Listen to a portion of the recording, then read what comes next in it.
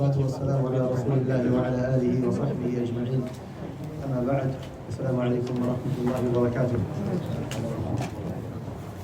We recited a verse, which was one of the main verses of fasting in Ramadan today, where Allah Jalla wa Ala said in the Quran, يا أيها الذين آمنوا كتب عليكم الصيام كما كتب على الذين من قبلكم لعلكم تتقون.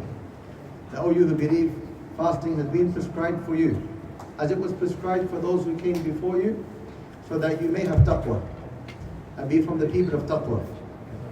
As mentioned many times before, the definition of taqwa is to create a barrier between ourselves and the punishment of Allah subhanahu wa ta'ala. This is the meaning of taqwa, to create a barrier between ourselves and the punishment of Allah subhanahu wa ta'ala by fulfilling the commands of Allah Jalla wa Ala and by staying away from His prohibitions. And one thing I want to focus on particularly today is something that many of us fall into. And we are deceived by the shaitan in doing so, thinking that we are doing better and we are worshipping Allah subhanahu wa ta'ala more, but in reality, this is from the plans and the tricks and the plots of the shaitan to take us away from maximizing our reward in front of Allah subhanahu wa ta'ala. And what is this? This goes back to the statement of Allah Jalla wa Ala in a hadith Qudsi, where He said subhanahu wa ta'ala, وَمَا تَقَرَّبَ إِلَيَّ عَبْدِي بِشَيْءٍ أَحَبَّ إِلَيَّ مِمَّا افْتَرَضْتُهُ عَلَيْهِ. That my slave does not come close to me by anything more beloved to me than the things that I have made obligatory upon him. So what are the ways to become close to Allah Jalla wa Ala? By fulfilling our obligations. And we should not be deceived by the shaitan, especially in the month of Ramadan, to focus on other than our obligations and to neglect that which He has made obligatory upon us. So we find the masajid of Allah subhanahu wa ta'ala, for most of the salawat are empty.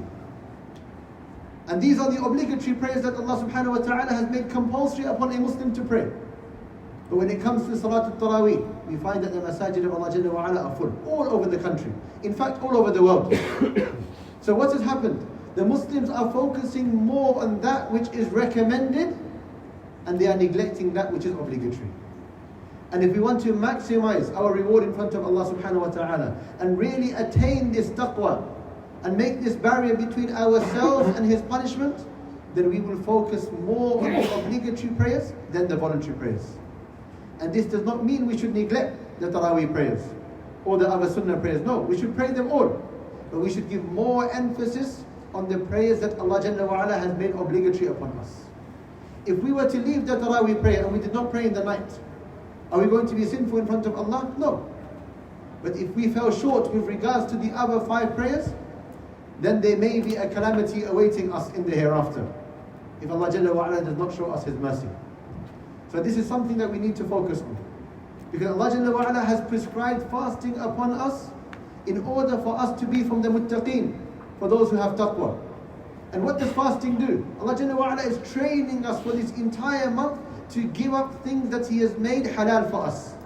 So food and drink and our desires in halal, Allah Jalla wa Ala makes this haram for the daytime, telling us if you are able to leave that which you require and that which you usually do, then it will be easier for you to leave that which you do not require and that which you do not need, which are the sins.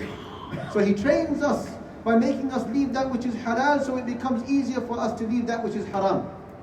And then He tells us that the deeds are multiplied in this month to encourage us to pray more.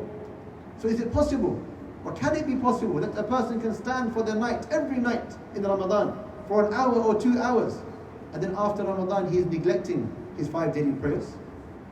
It cannot be possible that a person has truly focused on Ramadan and is truly trying to improve himself throughout Ramadan, and then he performs the Tarawih prayer every night, and then after Ramadan he cannot even perform the 5 prayers.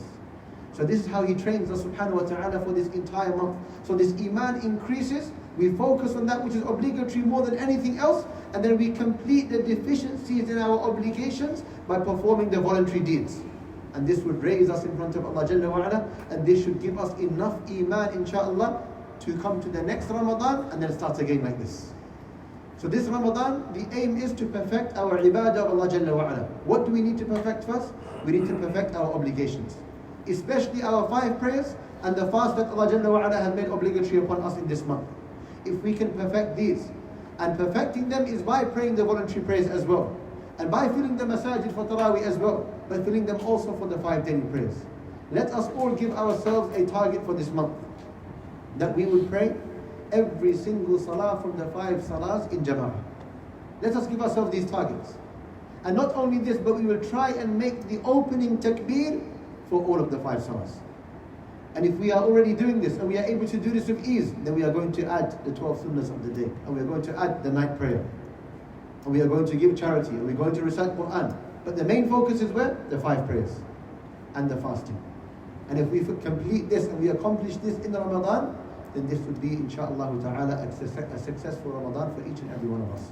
We ask Allah subhanahu wa ta'ala to make us from the people of Taqwah and to accept this Ramadan from us. Barakallahu feekum wa sallallahu wa sallam ala nabiyyina Muhammad wa ala alihi wa sahbihi ajma'in. Wassalamu alaikum wa rahmatullahi wa barakatuh.